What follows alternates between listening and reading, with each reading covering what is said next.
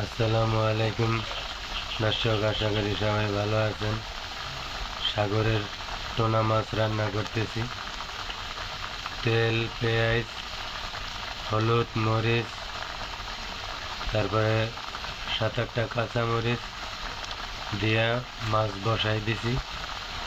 সাথে 2টা আলু দেওয়া হবে, দিয়া শুকনা শুকনা করে সাগরের টোনা মাছ রান্না করা হবে। দর্শক, আমার ভিডিওটা সবাই দেখবেন।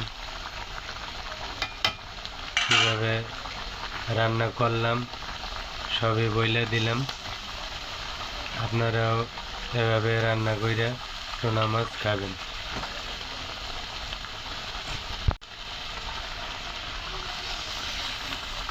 দর্শক, সাথে টমেটো দিয়ে দেবো কয়টা।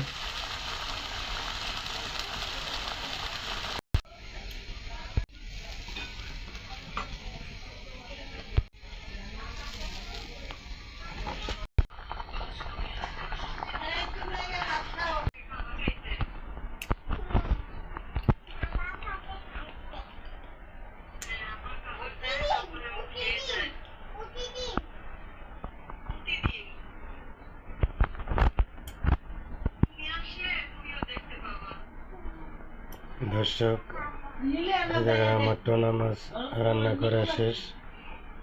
আমার ভিডিওটা সবাই দেখবেন। যদি ভালো লাগে লাইক, শেয়ার, সাবস্ক্রাইব করে দিবেন। আমার পাশে থাকবেন। ভিডিওটা এ পর্যন্তই। সবাই ভালো থাকবেন, সুস্থ থাকবেন। আল্লাহ হাফেজ।